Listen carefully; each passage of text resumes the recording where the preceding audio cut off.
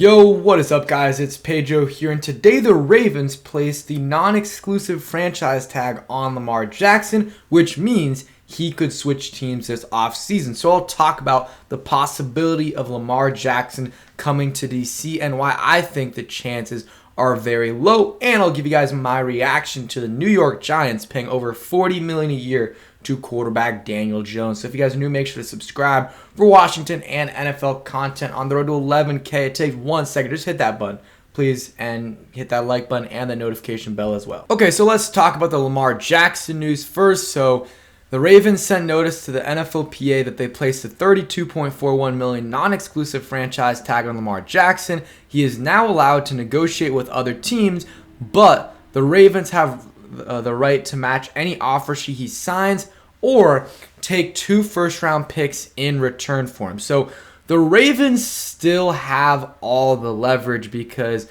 if, let's say, for example, the Commanders offer Lamar a 5-year, $255 million deal and whatever, $150, $200 million guaranteed, well, I mean, that's a lot. I don't think the Ravens would match that, but they could match it, and if not, they get 2 first-round picks. But those 2 first-round picks for Lamar, it's not a ton. I mean, it's still a lot, but, like, it wouldn't be enough for the Ravens. I think the Ravens, here's what I think the Ravens are fine, why they're fine doing this, because I think it's just a very, very complicated negotiation with Lamar Jackson, because Lamar is his own agent. So obviously a player is going to think very highly of himself and might think, higher than, other people around the league. So he wants a lot of money, and understandably so. And the Ravens so far haven't been willing to give it up to him.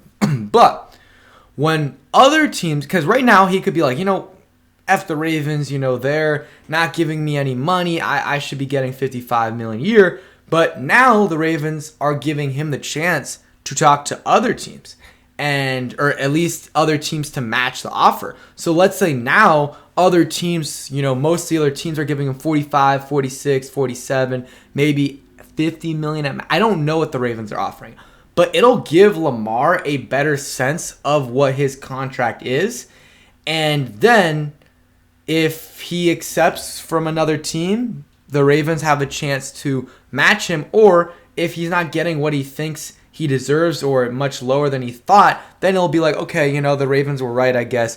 I'm just going to run it back with them, maybe on the franchise, or I'll agree to whatever terms they have to offer. So that's kind of the thought process, in my opinion, for the Ravens, and I just don't see them letting him go unless a team goes crazy and offers him a lot of money. But a lot of the teams that were in the quarterback market now are not. The Seattle Seahawks, they could still be in the first round rookie, the rookie quarterback market, but not the veteran market, because they just paid Geno over $30 million. Not the Raiders. The Saints are out of that market because they just paid Derek Carr. The Jets might be out of that market soon if they get Aaron Rodgers. And the Giants just paid Daniel Jones, so they're out of the market as well. So a lot of the teams that could have been in the Lamar Jackson market probably won't be now. And the Falcons, it was reported by Diana Rossini that they will not be pursuing Lamar. So I honestly don't think there's going to be a ton of suitors. I think there'll be like maybe 3-4 teams, maybe a little bit more actually, maybe like 5 teams, because he is still young.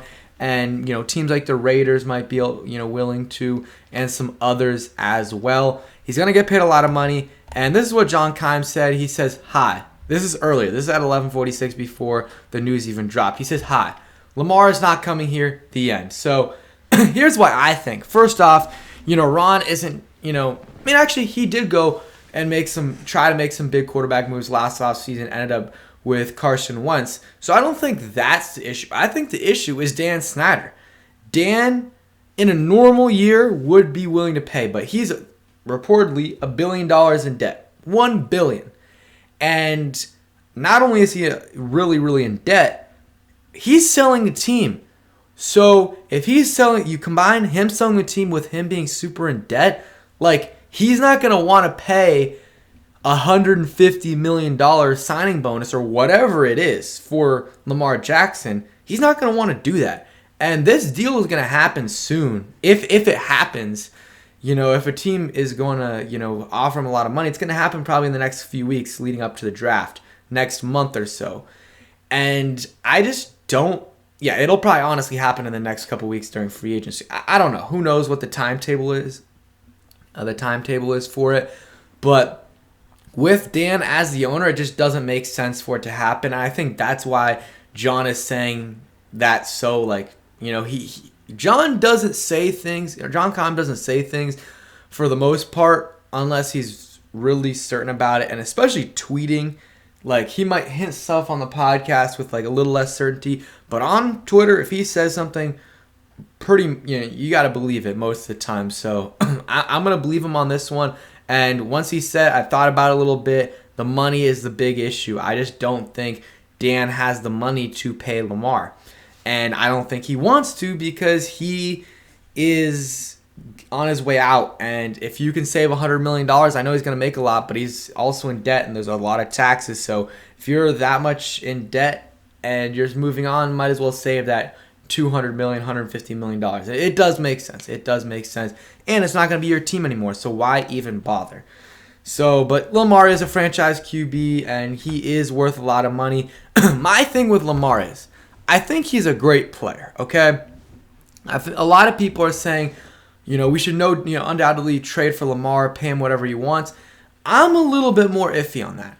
If we end up getting him, giving up the 2 first-round picks and the money, I'll be excited but, cautiously optimistic, just because the Ravens have won one playoff game in 5 years with Lamar Jackson, and they've been to the playoffs a decent amount, but I don't think they were in the playoffs. No, they were in the playoffs this year, but without Lamar, and they've been in the playoffs most of the years with Lamar, and that's much better than what we've had.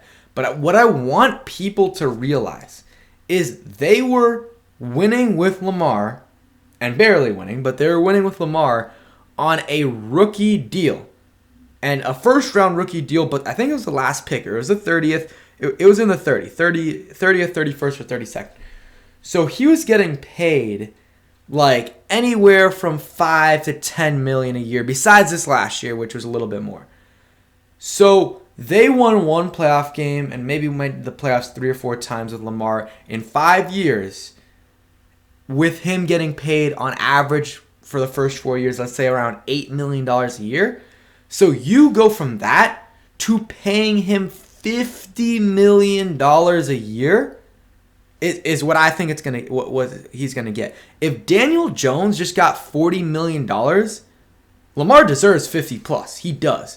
That's the real question. Will you be able to win paying him over $50 million?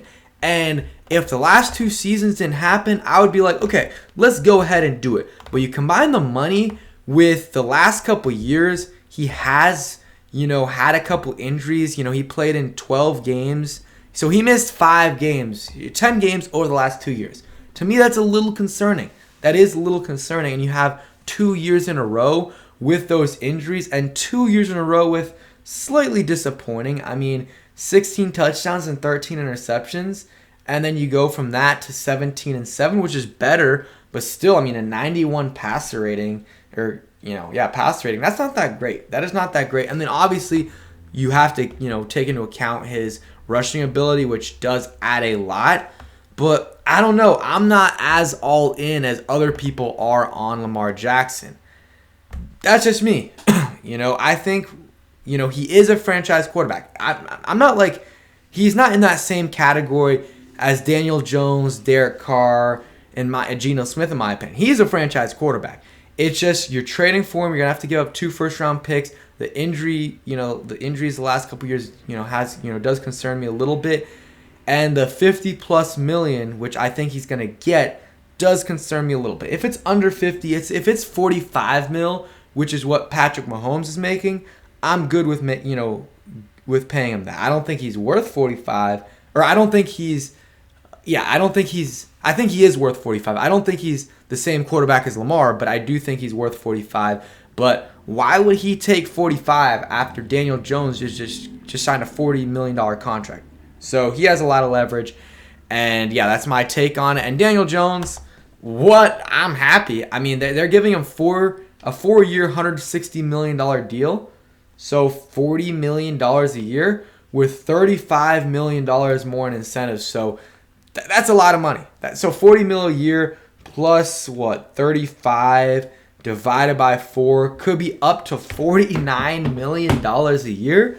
That is absolutely insane. I know a lot of those incentives are going to be hard to get, but that's crazy. That is absolutely crazy to pay a guy that, yes, he had a solid year, but he had 15 touchdown passes. 15 touchdown passes, and you're paying him $40 million. This is the worst place to be in my opinion. I guess the worst place is to have a terrible QB, which is what we've had the last 4 or 5 years. But when you're in this situation, you're paying a guy that I don't think is a franchise QB. I don't think he's a top 10 QB. And really, if you really think about it, after the top 5, top 7 QBs, the state of QBs in the league is not what it was 3, 4, 5, 6, 7 years ago. The 10th, 12th QB in the league isn't that good anymore. And he's in that 15th range where he's solid. He can win you games, but he's not winning you the Super Bowl. Unless he has a great, great, great team around him. But when you're paying him $40 million, no. So for me, I'd rather have Sam Howell making $700K a year versus Daniel Jones making $40 million a year. I don't know. That's just me. And I know some Giants fans are excited about it.